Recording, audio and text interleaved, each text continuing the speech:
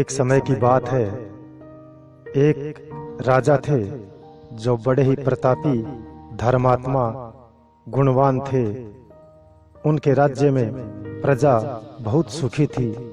बिल्कुल भी किसी प्रकार का कोई दुख नहीं रहता था। राजा अपनी प्रजा को संतान की तरह देखते और उनका पूरा ख्याल रखते।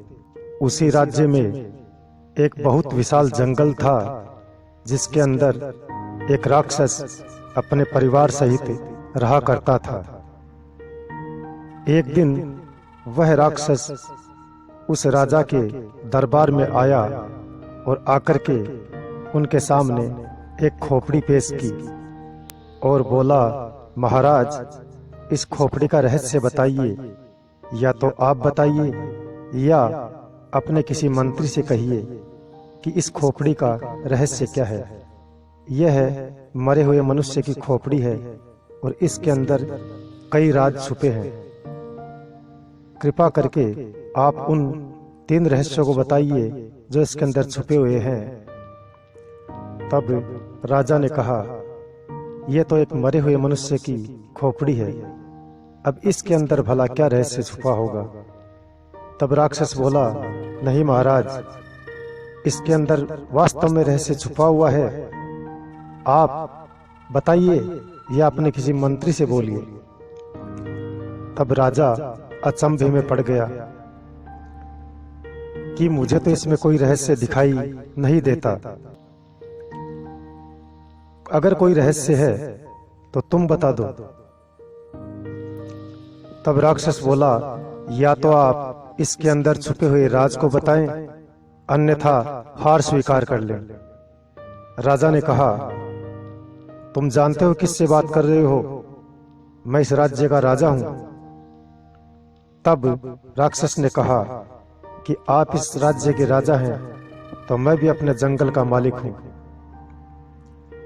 राजा ने कहा, इस गुस्ताखी के लिए हम तुम्हें सजा दे सकते हैं।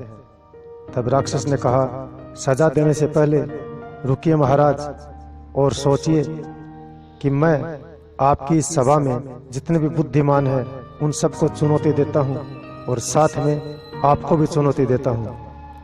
या तो आप मेरे सवालों के जवाब दीजिए, अन्यथा हार स्वीकार कीजिए और मुझे इस राज्य का राजा बना दीजिए। तब राजा चिंता में पड़ गए। उनके लिए भी यह बहुत ही बड़ी चुनौती की बात थी। अतः उन्होंने 1 सप्ताह का समय मांगा। राक्षस इस बात से राजी हो गया और वहां से चला गया। राजा ने अपने सभी मंत्रियों से मंत्रणा की, पूछा, मगर किसी के पास कोई जवाब नहीं। तब राजा ने कहा, हे महामंत्री, या तो आप इसका जवाब ढूंढिए, अन्यथा आपको सूली पे लटका दिया जाएगा। मंत्री चिंतित हुए और उदास मन से अपने घर को चले गए। घर में जाकर के पूरी रात सोचा, मगर कुछ भी समझ न आया। सुबह उठते ही उन्होंने अपने पत्नी और बच्चों से कहा, हम इस राज्य में नहीं रहेंगे, क्योंकि अगर 7 दिन के अंदर राजा के प्रश्नों का जवाब न दे पाया तो वह मेरी हत्या करवा देगा, सूली पर लटकवा देगा। तब उन्होंने अपना सारा सामान समेटा और रवाना हो गए उस राज्य को छोड़ने के लिए। वे वहां से पैदल रवाना हुए और चलते चलते शाम होने को आई। तब वे एक पेड़ के नीचे बैठ गए। फिर रात होने को आई तो उन्होंने सोचा कि कोई जंगली जीव खा न जाए। ज्यों-ज्यों शाम ढलती गई और रात होने को आई तो उन्होंने सोचा कि कोई जंगली जीव नीचे अगर बैठे रहेंगे तो हमें खा जाएगा, अतः हम पेड़ के ऊपर जाकर के बैठ जाते हैं। रात बीतती गई। अचानक से वो क्या देखता है कि उस पेड़ के नीचे वही राक्षस आकर के बैठ जाता है और साथ में उसकी पत्नी और बच्चे भी रहते हैं। तब वह राक्षस अपनी पत्नी से कहता है कि मैंने राजा को चुनौती दे दी है और किसी को इस बात का ख्याल नहीं है कि इस खोपड़ी के अंदर का रहस्य क्या है। तब राक्षस की पत्नी बोली कि आप मुझे तो बताइए कि आखिर बात क्या है। राक्षस बोला, बात सीधी सी है, कोई गंभीर नहीं।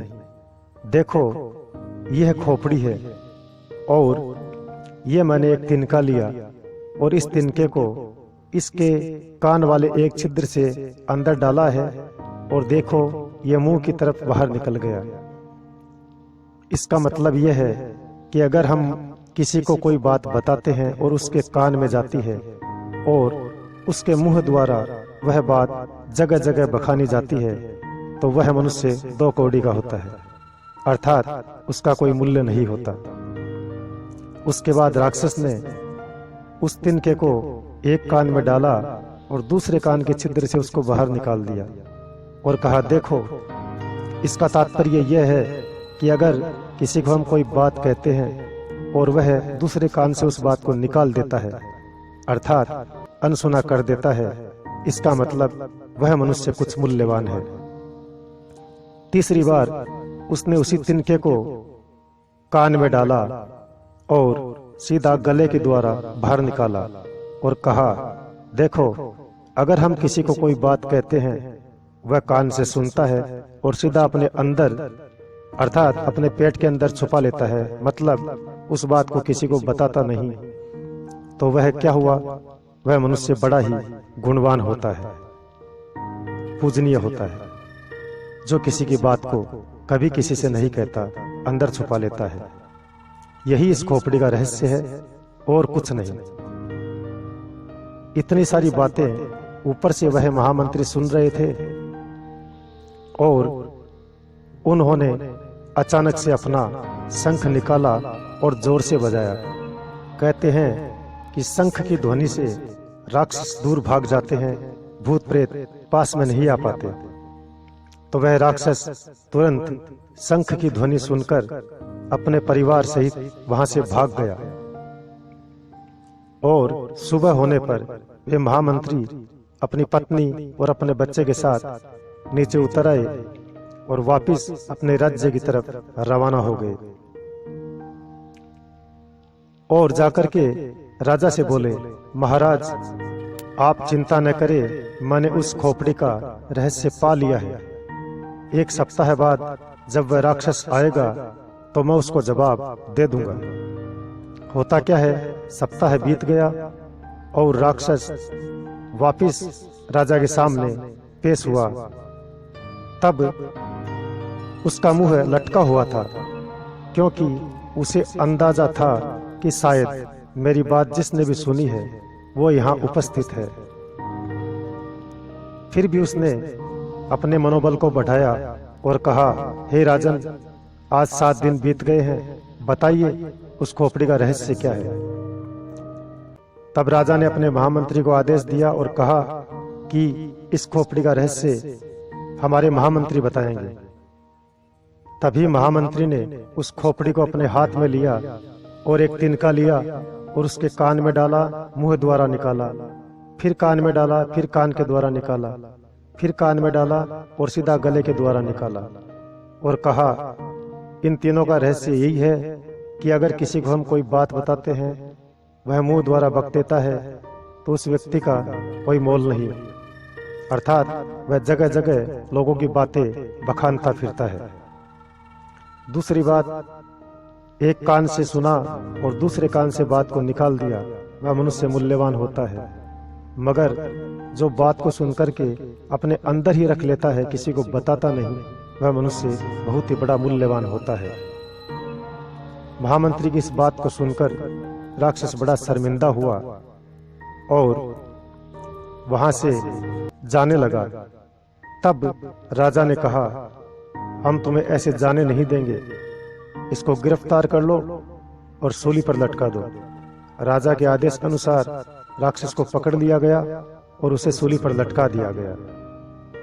भले ही मित्रों ये कहानी दंत कथा हो, मगर इससे हमें ये शिक्षा मिलती है कि हमें कभी भी किसी के दुख दर्द इधर उधर नहीं बखानने चाहिए। कोई अपने पे विश्वास करके अपने मन की बात कहता है तो उसका मजाक कभी भी नहीं बनाना चाहिए। इसी के साथ ही मैं अपनी वाणी को विराम देता हूँ। हमारे 2 चैनल और भी हैं, जिनमें से एक का नाम है माँ परमेश्वरी कृपा और दूसरे का नाम है सुर संगीत जलवा।